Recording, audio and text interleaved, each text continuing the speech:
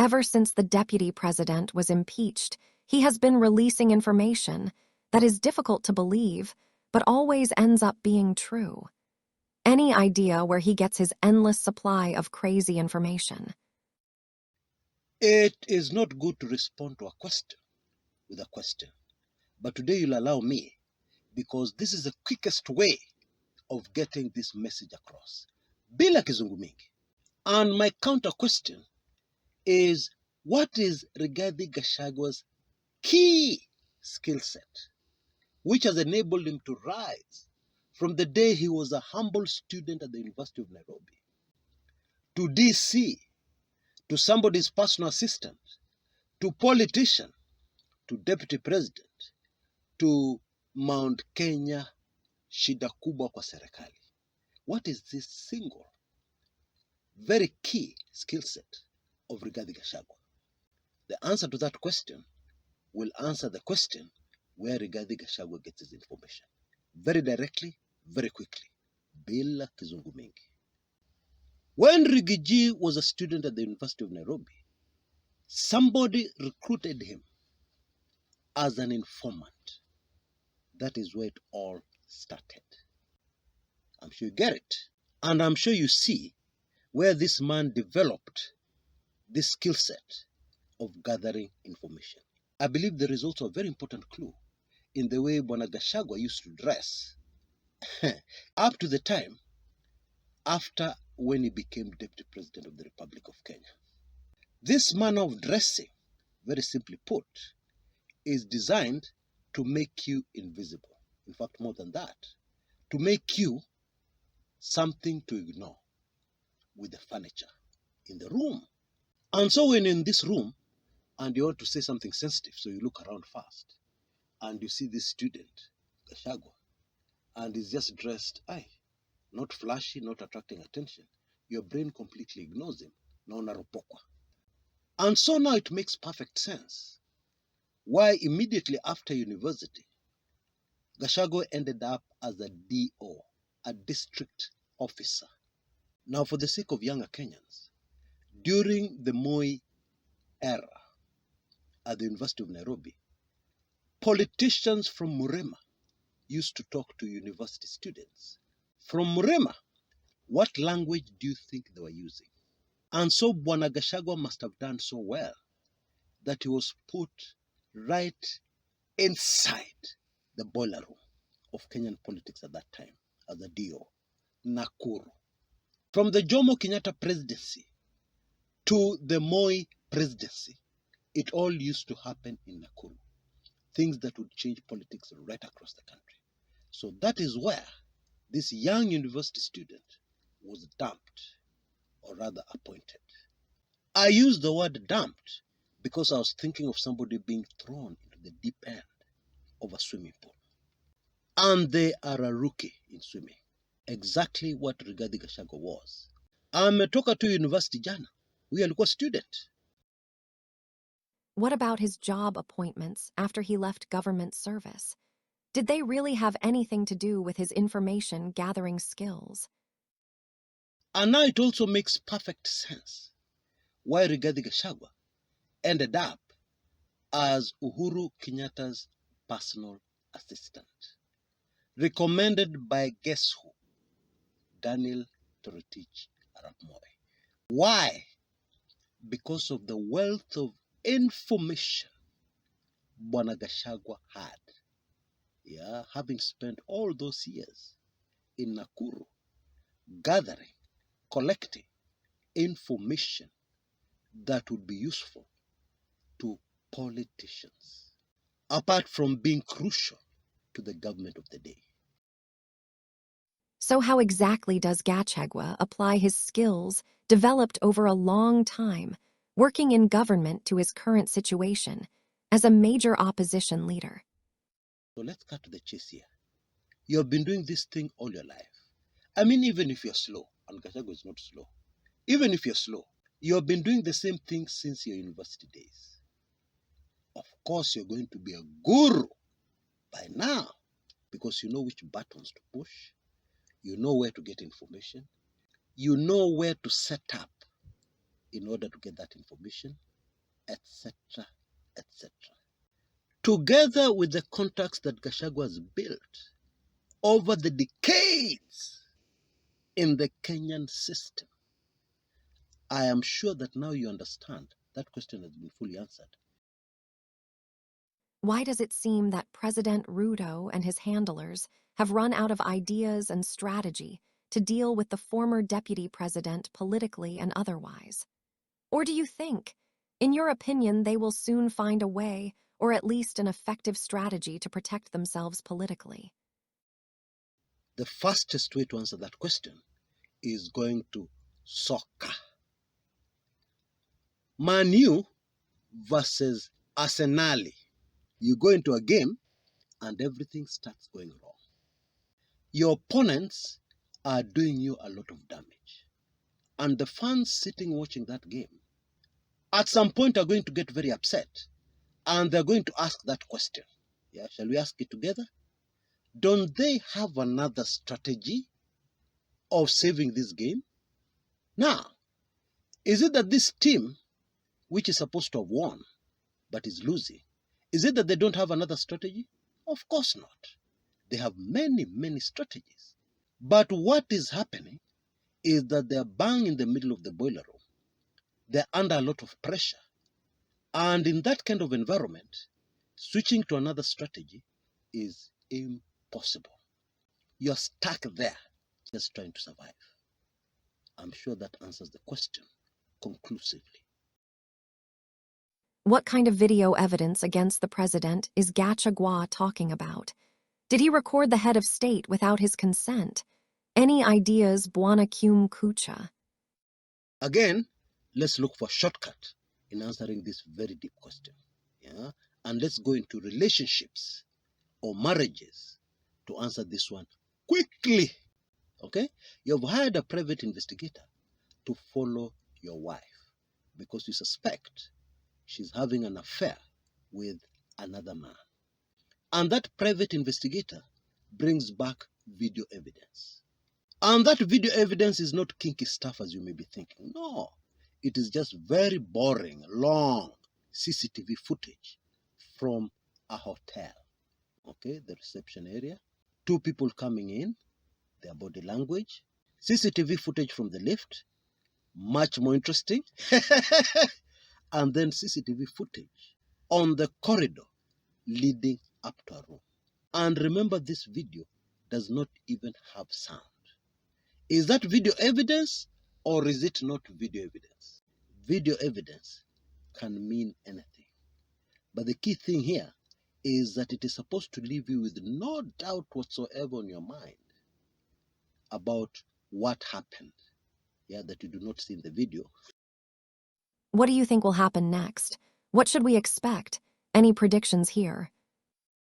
Quick answer, impossible to predict. However, we know that what is going to happen next is going to be explosive. Tena ile mbaya.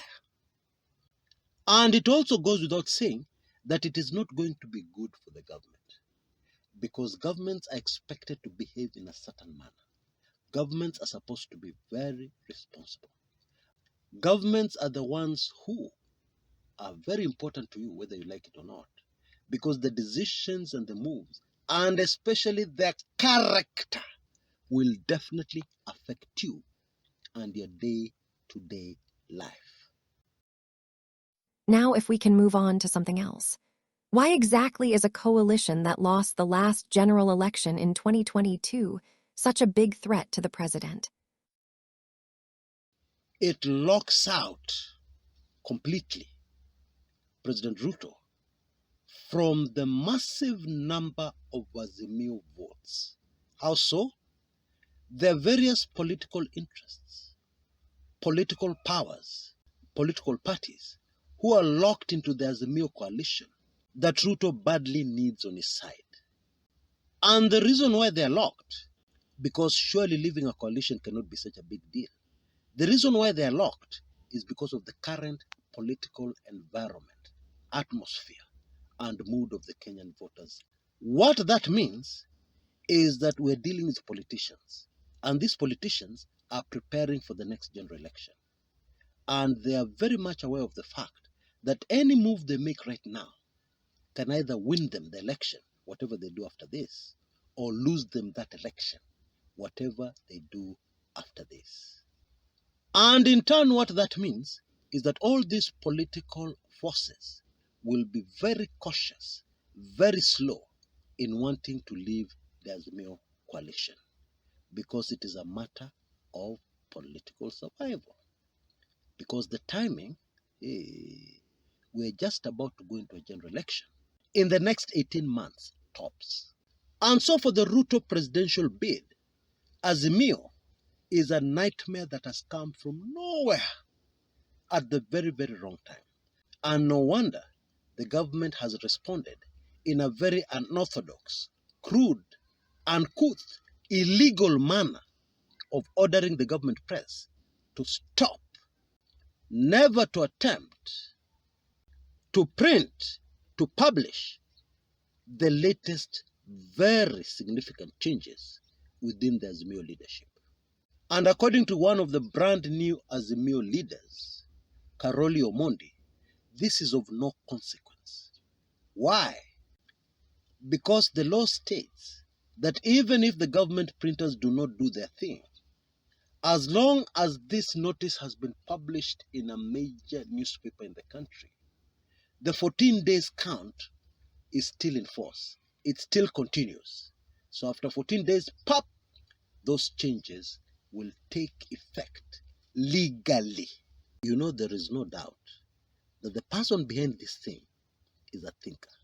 Walikaa chini, wakafikiria, how are we going to deal with this Ruto? And then the answer came, pop, Azimio, leadership change. A very small thing, but with huge, colossal consequences politically. What exactly can we read from the panicked response of Ruto and the government to the revival of the Azimio coalition, even after the death of its founder and leader Raila Odinga? Well, simply put, it tells us that the Ruto presidential campaign is in panic mode. Because when you go outside the law, when you do things that are clearly very desperate, what does it tell everybody? It tells everybody that you are desperate. And being desperate is not a good position for anybody to be in who is planning to win something. Being desperate, it is dangerous because it involves your emotions, and we all know that when your emotions kick in, that wonderful gadget between your ears, your brain, stops working. The president has made many basic political mistakes since he took power in 2022. But in your opinion, what is the biggest single mistake Ruto has made that is most responsible for leaving his presidency in such a difficult situation? You know, one of the biggest tragedies about the Ruto presidency is that Bwana Ruto appears not to have read history. In my opinion, had Ruto studied history, this story would have gone very differently. Why? Because history is the best teacher. History is the best thing to stop you from doing things that will get you nowhere. History is the best teacher to always keep you in check, not to do things that will boomerang back on you very, very badly. And what history tells us is that Azimio are on the right side of history, and that the current Ruto administration are just backpedaling and backpedaling and backpedaling. And meanwhile, they're using perception to shut the eyes and the understanding of those who analyze politics casually, those who analyze politics based on false perception and propaganda, those who analyze politics without having any clue about something called history. History tells us that when you're going into a general election, and all the votes are in a basket on the other side of the river, and all these votes are very strongly against you, it is all over for you. And in fact, the best thing you're supposed to do is to pull out of the race. Now, history also has many examples of wise politicians who have realized this and late in the day have pulled out of the race, and they've saved themselves a lot, and I mean a lot, of grief. In conclusion, I believe you wanted to say something about the brief extension of your latest offer. Is it true that your sponsor has agreed to sponsor more of your avid fans to get the Cum Kucha Golden Key that gives free access to all your paid content? And this is really very exciting. A big fan of this channel has come forward, and they have decided to sponsor 20 people, 20 lucky people on this channel, to free access to a permanent golden key. What they have done is that they have made a very small, tiny donation for each of these 20 lucky people. And they have told me, Chris, this was your very lowest special offer. Najua si pesa nyingi. But this is very important because your channel, I've been following you from the days when you were talking about a new constitution on your blog, and it came to pass. I believe from the bottom of my heart that this channel is the single most important tool that has been made available to us for a better Kenya, for the Kenya we want. And I believe my most impactful contribution would be to get 20 people into your permanent golden key to get all that information, because information is power. I think you should get them to pay 2K each, and then my money will cover the rest, and get 20 people quickly on the permanent golden key. Well, in this economy, 2K ni nyingi. And so this is what I've decided. For only Kenya shillings 999. And please hurry to avoid disappointment or blaming me. For only Kenya shillings 999, that is not even a K yet, you'll be able to get the permanent golden key, courtesy of this man who I believe loves Kenya a lot. You can see details on your screens right now. Remember, you'll be able to immediately get all the sensitive special reports. And I'm very grateful that all of them have stood the test of time. The assassination of John Ogola, how Baba was finished, the assassination of Cyrus Njirongo, up to the very latest, exactly how some people are planning to rig the presidential elections, etc., etc. All those special reports, you'll get them, pop! And then going forward, you'll be able to receive everything and anything kumekucha without paying a single cent. I suggest that you do not even stop to think. I suggest that you do not waste time and that you act immediately. M-Pesa to the usual number, and pop, you're going to be in. And you will not believe. You will not believe. All for a better Kenya.